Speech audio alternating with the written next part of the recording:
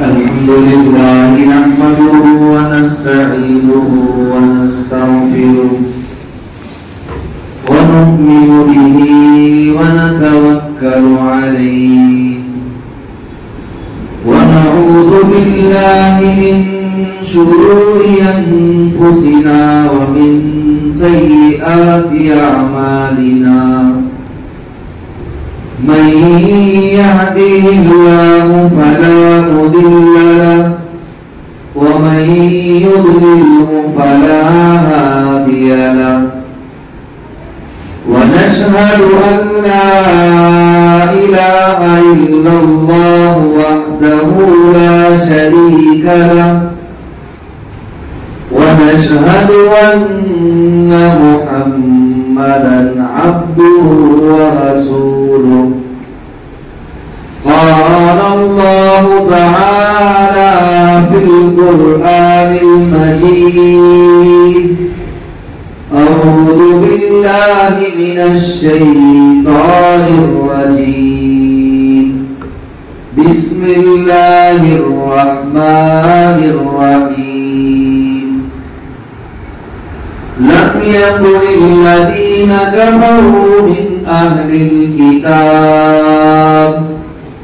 من أهل الكتاب والمشركين منفكين حتى تأتيهم البينة رسول من الله يتلو صحفا مطهرة صدق الله العظيم قال النبي صلى الله عليه وسلم الدين يسر أو كما قال عليه الصلاة والسلام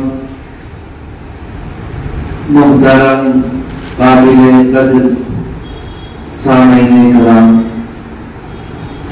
اللہ کے نیک اور صالح بندوں،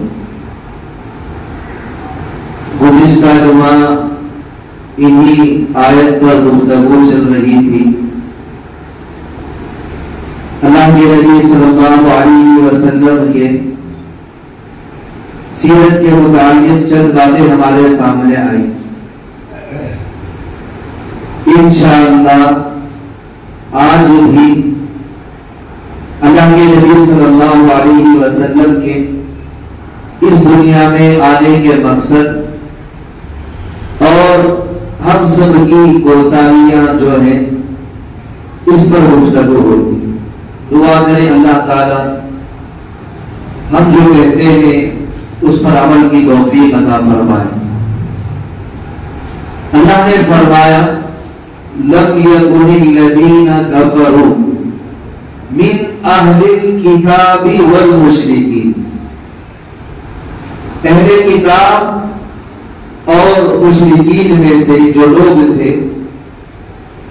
منفکین، وہ اس وقت تک باز آنے والے نہیں تھے حتی تأتیہم البینہ، یہاں تک کہ ان کے پاس کوئی واضح دلیل نہ آ جاتی، کوئی روشن دلیل نہ آ جاتی۔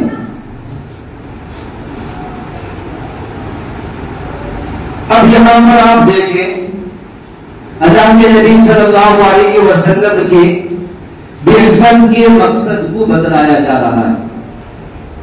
آگے اللہ نے فرمایا رسول من اللہ یتلو صحفا مطہرہ، یعنی اللہ کے نبی صلی اللہ علیہ وسلم اس دنیا میں جو آئے، اللہ تعالیٰ فرماتے ہیں کوئی ایک رسول ایسا آئے جو تمہیں سمجھائے، جو تمہیں صحیح راستے کی طرف لے کر آئے، جو تمہیں پاک صحیفے پڑھ کر سنائے۔ پاک صحیفے کیا ہے؟ قرآن کے اندر اللہ تبارک و تعالیٰ نے جتنے بھی احکامات نازل کیے ان احکامات کو لوگوں تک پہنچائے۔ اب یہاں پر آپ رکے ایک بات سمجھیں، ربیع الاول ہو ربیع الاخر ہو، اس مہینے کے اندر اللہ کے نبی صلی اللہ علیہ وسلم کی سیرت طیبہ بیان کی جاتی ہے، یہ عام طور پر یہ بات ہوتی ہے۔ اب اللہ کے نبی صلی اللہ علیہ وسلم کے بچپن کا تذکرہ کیا جائے، یا آپ کے لڑکپن کا تذکرہ کیا جائے، یا آپ کی جوانی کا تذکرہ کیا جائے، کون سا تذکرہ کیا جائے، کس پہلو پر بیان کی جائے؟ اب آپ یہ سمجھیں کہ کسی کو پھولوں سے عشق ہو، پھولوں سے پیار ہو، اور وہ ایک ایسے چمن میں چلا جائے جہاں پر ہزاروں قسم کے رنگ ہوں، ہزاروں قسم کے پھول ہوں، اور ہزاروں قسم کی خوشبوئیں ہوں، تو اسے انتخاب کرنا مشکل ہوگا کہ وہ کس پھول کا انتخاب کرے، کس رنگ کا انتخاب کرے، کس خوشبو کا انتخاب کرے۔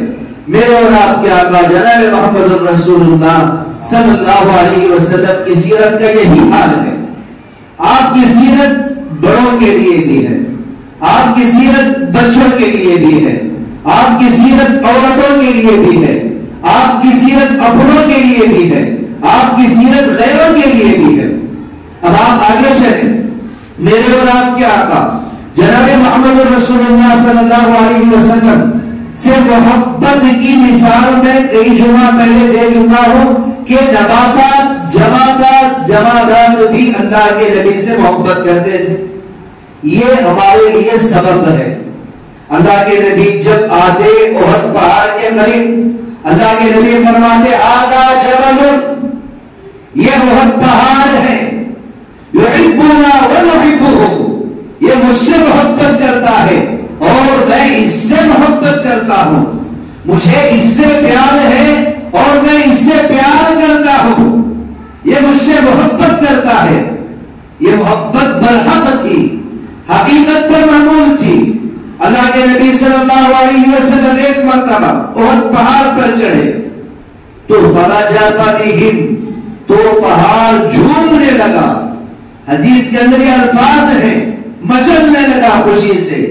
اللہ کے نبی صلی اللہ علیہ وسلم نے اس پہاڑ پر اپنا پیر مارا اور فرمایا اُسْقُطْ اُحُدْ فَإِنَّمَا عَلَيْكَ نَبِيٌّ وَصِدِّيقٌ وَشَهِيدَانِ، اے احد پہاڑ ٹہر جا، تجھ پر ایک نبی، ایک صدیق اور دو شہید سوار ہوئے ہیں۔ تو احد پہاڑ ٹہر گیا۔ اللہ کے نبی صلی اللہ علیہ وسلم نے فرمایا اسے مجھ سے محبت ہے، یہ جنت کے دروازوں میں سے ایک دروازے پر ہوگا۔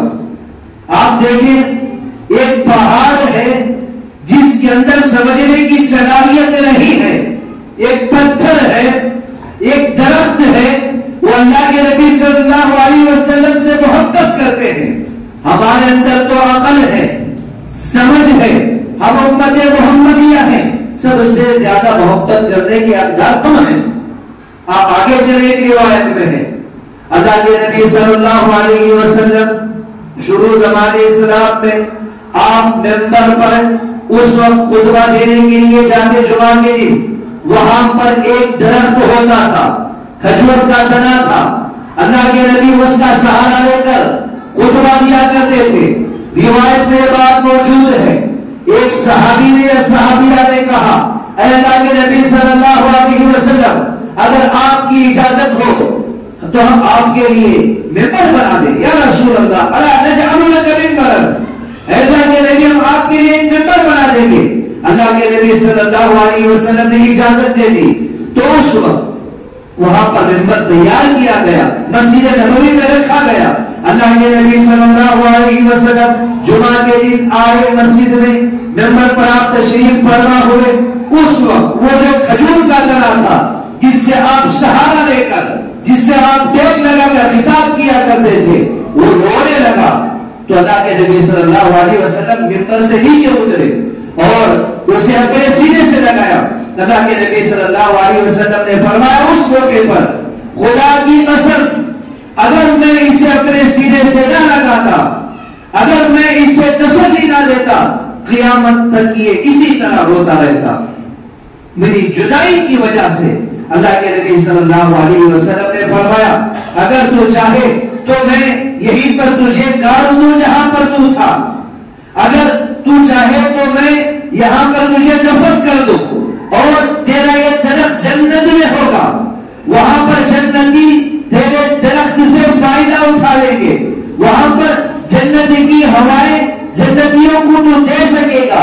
تو اس موقع پر اس درخت نے کہا کہ مجھے آپ یہیں پر دفن کر دیں، میں جنت میں رہنا پسند کروں گا۔ یہ دو روایات ہیں۔ آپ آگے چلیں، انشاءاللہ میں یہ تمہید آپ حضرات کے سامنے عرض کر رہا ہوں۔ ضروری بات میں آپ حضرات کے سامنے عرض کرنے کے لیے آج ایک عنوان لے کر آیا، محبت رسول کیا ہے؟ آپ انشاءاللہ ضرور سمجھیں گے۔ آپ آگے چلیں، میرے اور آپ کے آقا جناب محمد رسول اللہ صلی اللہ علیہ وسلم کی شان کیا ہے؟ ہمیں عزت ملی، مقام ملا، مرتبہ ملا، بلندی ملی، کامیابی ملی، وقار ملا، حیثیت ملی، تو میرے اور آپ کے آقا جناب محمد رسول اللہ صلی اللہ علیہ وسلم کے صدقے میں وہ نبی جو مکہ کا در یتیم، افضل الرسل، سید الانبیاء، سید الاتقیاء، شافی محشر، امام الانبیاء، امام المبلغین، منور، مطہر، معزز، اعلی، ارفع، اکمل، کامل وہ نبی جس کے اندر حضرت آدم علیہ السلام کا خود، جس کے اندر حضرت نوح علیہ السلام کا ولولہ توحید، جس کے اندر حضرت ابراہیم علیہ السلام کا جوش تبلیغ، جس کے اندر حضرت اسماعیل علیہ السلام کا عیسیٰ، جس کے اندر حضرت اسحاق علیہ السلام کی رضا، جس کے اندر حضرت صالح علیہ السلام کی فصاحت، جس کے اندر حضرت لوط علیہ السلام کی حکمت، جس کے اندر حضرت ہارون علیہ السلام کا جمال، حضرت موسیٰ علیہ السلام کا جلال، حضرت یعقوب علیہ السلام کی تسلیم و رضا، جس کے اندر حضرت یونس علیہ السلام کی اطاعت، حضرت یوسف علیہ السلام کا جہاد، حضرت یوسف علیہ السلام کا حسن، حضرت یحییٰ علیہ السلام کا زہد و تقوی، ورفعنا لک ذکرک۔ میرے اور آپ کے آقا نبی صلی اللہ علیہ وسلم کی سیرت پر ہم کیا روشنی ڈالیں؟ آپ کی سیرت ہی روشنی ہے۔ بزرگان محترم، یہ چند روایات ہیں، چند باتیں ہیں جو میں نے آپ اللہ کے سامنے عرض کی۔ آگے چلیں، محبت رسول کیا ہے؟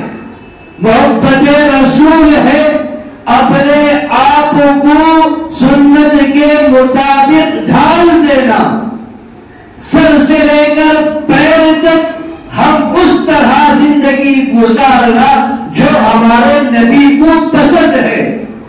آج ہم نے سمجھ لیا ربیع الاول، ربیع الآخر، شعبان، رمضان، اس مہینے کے اندر مسلمان بننا ہمیں فخر ہے، باقی کے 8 مہینے کہاں چلے گئے؟ اللہ تعالیٰ ہم سے یہ نہیں پوچھیں گے اے میرے بندے میں نے تجھے زندگی دی، تو نے کتنے عرصوں میں شرکت کی، تو نے میرے نبی کے نام پر کتنے نعرے بلند کیے؟ اللہ ہم سے یہ نہیں پوچھیں گے، اللہ ہم سے یہ نہیں پوچھیں گے اے میرے بندے ربیع الاول کی آدم پر کیا تو نے میرے نبی کی پیدائش پر کیک کاٹے تھے؟ اللہ ہم سے یہ نہیں پوچھیں گے میرے نبی کی پیدائش پر کیا تو نے ڈھول بجایا تھا؟ اللہ ہم سے یہ نہیں پوچھیں گے میرے نبی کی پیدائش پر کیا تو نے جوسوں کو تقسیم کیا تھا؟ میرے نبی کی پیدائش پر کیا تو نے اس دن میں نئے کپڑے پہنے تھے؟ اللہ ہم سے یہ نہیں پوچھیں گے میرے نبی کی پیدائش پر کیا تو نے اپنے گھر کو سنبھالا تھا؟ اللہ ہم سے یہ نہیں پوچھیں گے میرے نبی کی پیدائش پر نمازوں کو چھوڑ کر تو کتنی جگہ پر عرس کرتے ہوئے جا رہا تھا؟ اللہ ہم سے یہ نہیں پوچھیں گے، بلکہ اللہ ہم سے پوچھیں گے میرے نبی کی بعثت کیا تھی؟ میرے قرآن میں صاف طور پر فرمایا لم يكن الذين كفروا من اهل الكتاب والمشركين منفكين حتى تأتيهم البينة۔ میرے نبی کی بعثت کے مقصد کو میں نے اس صورت میں بیان کیا، میں نے فرمایا اہل کتاب ہو یا مشرکین ہو، یہ اس وقت تک برائیوں کو چھوڑنے والے نہیں تھے، یہ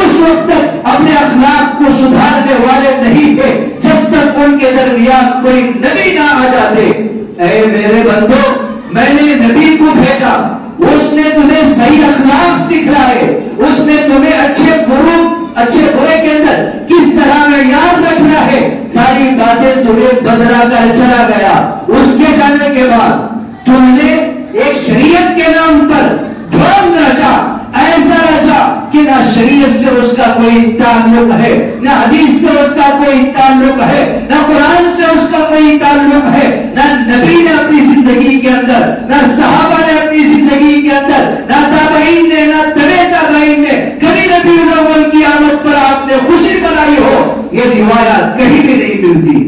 میں آپ حضرات کے سامنے آج صراحتاً کہنا چاہتا ہوں کہ آج امت مسلمہ کے اندر کچھ ایسے بگاڑ آتے جا رہے ہیں جن کا تعلق شریعت سے نہیں ہے، محبت رسول ہے کہ اپنے اندر تقوی کو پیدا کرنا، محبت رسول ہے سب سے پہلی چیز اپنے چہرے پر داڑھی کو سجانا، یہ محبت رسول ہے۔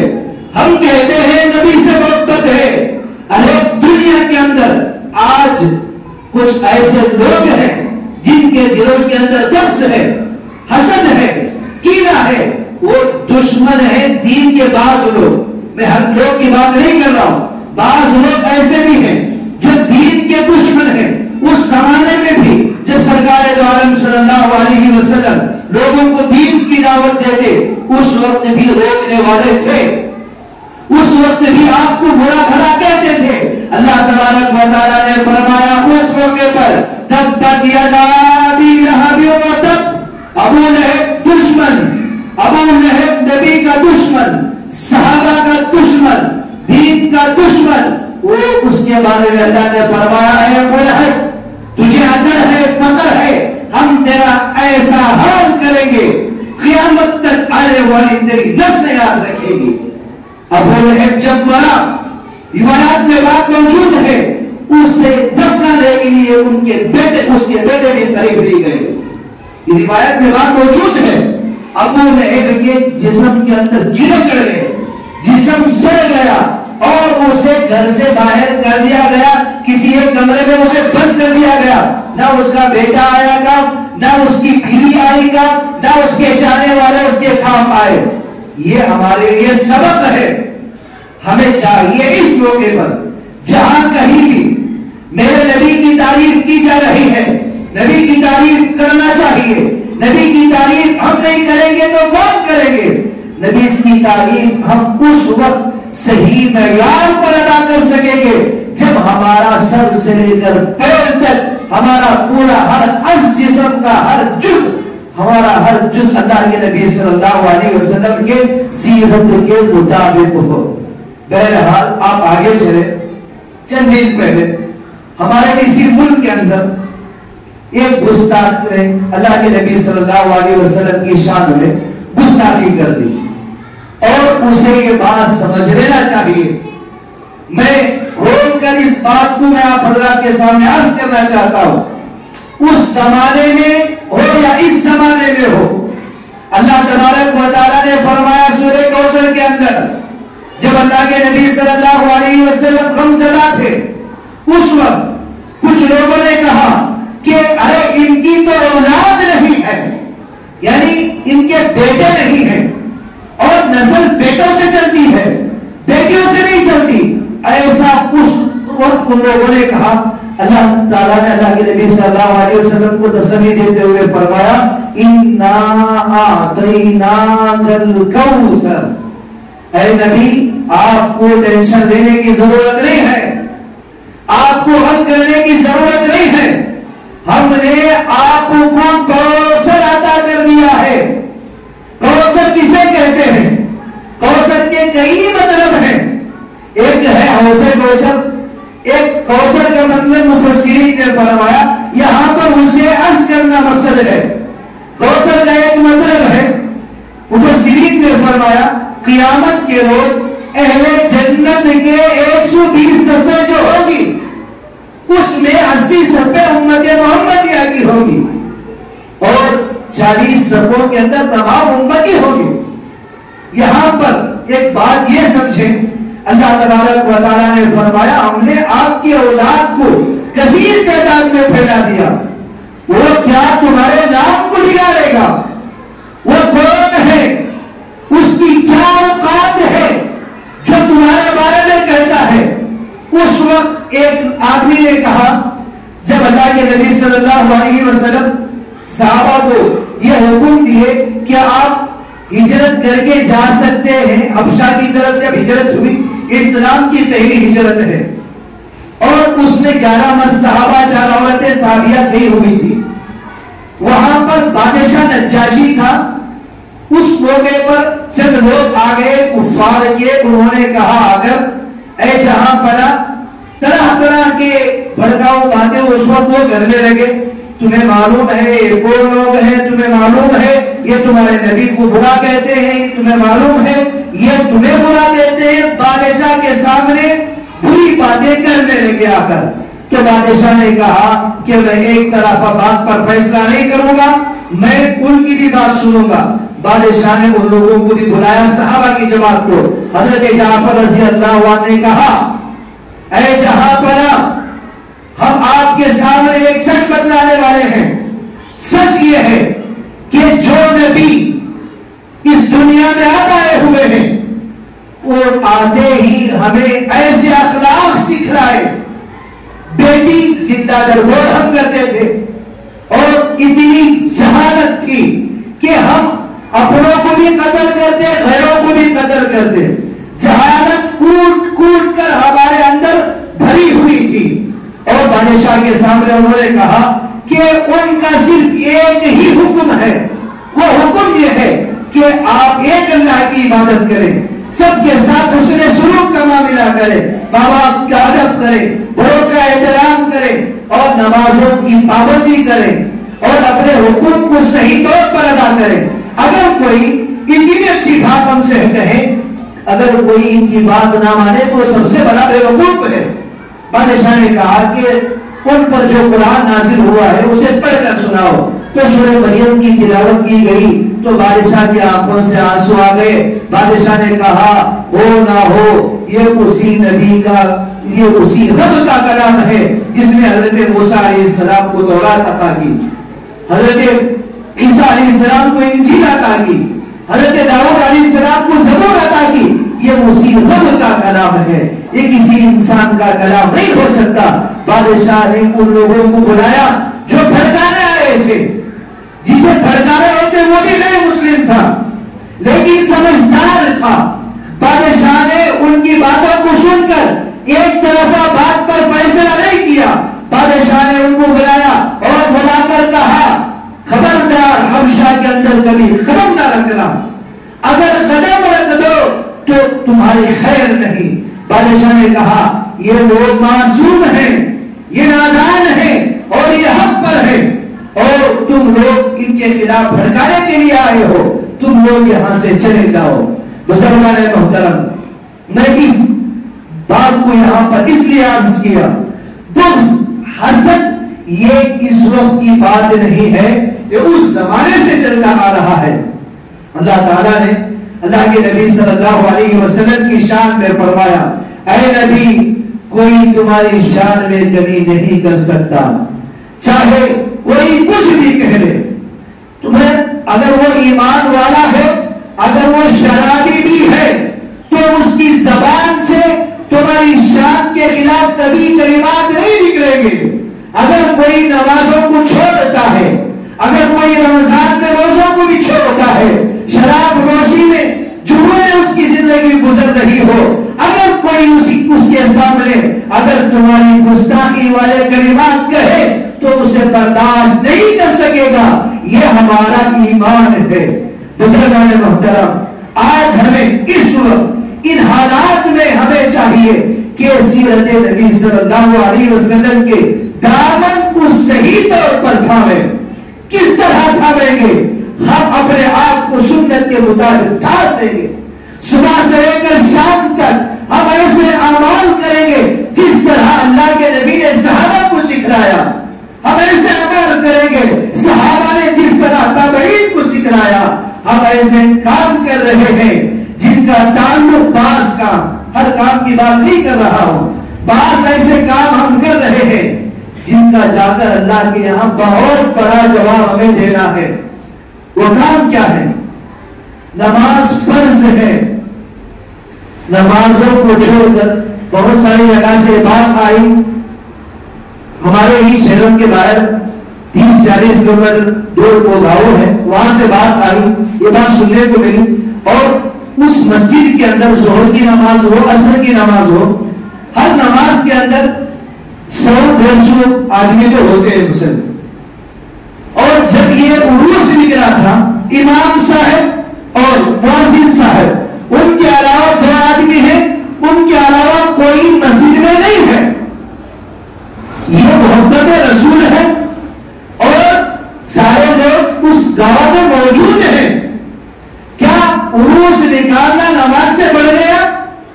ہمیں سوچنا ہے، ہمیں سمجھنا ہے کہ دیکھیے ہم جس نبی کو فالو کر رہے ہیں اس کا سب سے پہلا حکم اللہ تبارک و تعالیٰ نے فرمایا اس سورت کے اندر، وَمَا أُمِرُوا إِلَّا لِيَعْبُدُوا اللَّهَ. اللہ نے فرمایا سب سے پہلا حکم میں نے یہ کہا کہ آپ ایک اللہ کی عبادت کریں، إِلَّا لِيَعْبُدُوا اللَّهَ مُخْلِصِينَ لَهُ الدِّينَ حُنَفَاءَ. اور اس عبادت کے اندر صرف اللہ تبارک و تعالیٰ کو خاص رکھیں. میں اس آیت کو مختصر طور پر اس کی تشریح بیان کر رہا ہوں.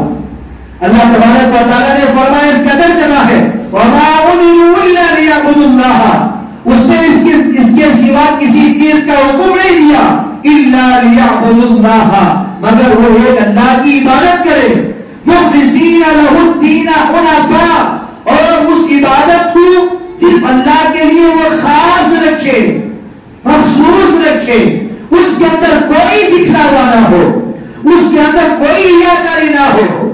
آگے اللہ نے فرمایا مخلصین لہ الدین حنفاء ویقیموا الصلاۃ، نماز کو قائم کرنا ہے. یہاں پر آپ دیکھیں دوسرا کیا حکم ہے؟ ایک اللہ کی عبادت کرنا، دوسرا نمازوں کو قائم کرنا. آج ہم نے نماز کو چھوڑ دیا، آج ہمیں ڈھول باجے یاد ہیں، آج ہم نے نماز کو چھوڑ دیا.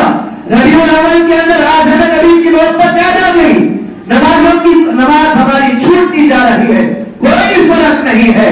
عبادتیں ہم سے ترک ہوتے جا رہے ہیں، کوئی فرق نہیں ہے. اذان ہو رہی ہے، ڈیجے بج رہا ہے، کوئی فرق نہیں ہے. اس ناک کے اندر جس کے اندر ڈیجے لگایا گیا ہے، اس ہم کے اندر جس کے اندر ڈیجے لگایا گیا ہے، حرام ہے سننا جس کے اندر میوزک ہو. آج میں بات یہ بھی عرض کر دوں، پڑوس ملک کے اندر مجھے معلوم نہیں ہے وہ کس ملک کے اندر یہ گستاخی کی گئی ہے. قرآن سورہ قیامہ کی تلاوت کی جا رہی ہے، لا اقسم بیوم القیامہ، پھر اس کے بعد کی آیتیں تلاوت کر رہے ہیں اور ان آیتوں کو گانوں کی طرز میں پڑھا جا رہا ہے. اور وہاں پر بہت سارے لوگ جن کے دل کے اندر نہ اللہ کا ڈر ہے، نہ اللہ کا خوف ہے، نبی سے محبت نہیں، اللہ سے محبت نہیں، مرنے کا خوف ان کے دل کے اندر نہیں ہے، وہاں پر بیٹھ کر میوزک بجا رہے ہیں اور ان آیات کے درمیان میوزک چل رہی ہے، لائٹ آ رہے ہیں، آف ہو رہے، آ رہے، آف ہو رہے، اور وہاں پر میوزک کے ساتھ قرآن کو چلایا جا رہا ہے. یہ کس کی کاہلی ہے؟ یہ ہماری کوتاہی ہے. اذان ہو رہی تھی، ہم نے ڈیجے کو بند کرنا ضروری نہیں سمجھا. اذان ہو رہی تھی، گھر میں سیریل چل رہا ہے، ماں بیٹھی ہے، باپ بیٹھا ہے، بیٹی بیٹھی ہوئی ہے اور سیریل چل رہا ہے، اور بیٹی بیٹھ کر ماں کو کہتی ہے اے ماں ہم بہو کے ساتھ اس طرح سلوک کریں گے. ماں کہتی ہے بیٹی ہاں اسی طرح رہنا، کیونکہ ہمیں اپنے امیج کو برقرار رکھنا ہے. کیا یہ نبی سے محبت ہے کہ یہ شریعت ہمیں یہی چیز سکھلاتی ہے؟ بزرگان محترم، ہمیں سوچنا ہے، سمجھنا ہے محبت رسول کیا ہے. آخر میں ایک بات کہہ کر اپنی بات کو میں ختم کرتا ہوں. اگر سچے دل کے ساتھ صحیح اگر ہمیں نبی سے محبت ہوتی تو ہمارے گھروں کے اندر گانوں کے بجائے، ہمارے گھروں کے اندر فلموں کے بجائے ہماری بچیاں قرآن پڑھنے والی ہوتی، ہماری بچیاں حدیث پڑھنے والی ہوتی، ہماری بچیوں کے سبب پر گھروں کے اندر بھی دوپٹے ہوتے. آج حال ایسا ہو گیا ہے گھروں کے اندر تو دور کی بات ہے، آج ہماری لڑکیوں کا، آج ہماری بچیوں کا، چاوڑا نگر کی بات نہیں کر رہا ہوں میں، دوسرے چہروں کی بات کر رہا ہو. آج مسلمانوں کی حالت اس طرح ہو چکی ہے, ان کے کپڑوں کی شروعات یہاں سے ہو رہی ہے, گھٹنوں سے نیچے سے شروع ہو رہی ہے. کیا یہی حیا ہے؟ کیا یہی محبت رسول ہے؟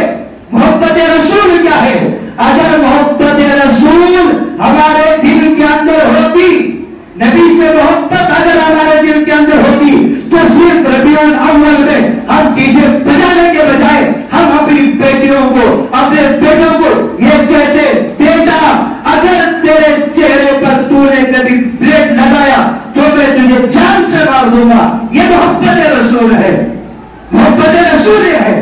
اگر کوئی سنت کی خلاف ورزی کرتا ہے, اگر تمہارا بیٹا ہو یا بیٹی ہو تو اسے کہنے کے حقدار ہو, تمہارا کہنا حق ہے, اے بیٹے اے بیٹی تجھے اگر میں کبھی دیکھوں, اگر تو شریعت کو چھوڑ رہا ہے, جھوٹا لے کر میں تجھے ماروں گا. مجھے حق ہے, مجھے اللہ اس سے پوچھے گے تو نماز جاتا تھا, تو روزے رکھتا تھا, تو عبادتیں کرتا تھا, تو مسجد میں آتا قرآن کی تلاوت کرتا, تو مسجد میں آتا نوافل پڑھتا, تیری بچیاں گھر میں بیٹھ کر سیریل دیکھتی, تجھے روکنے کا حق نہیں تھا.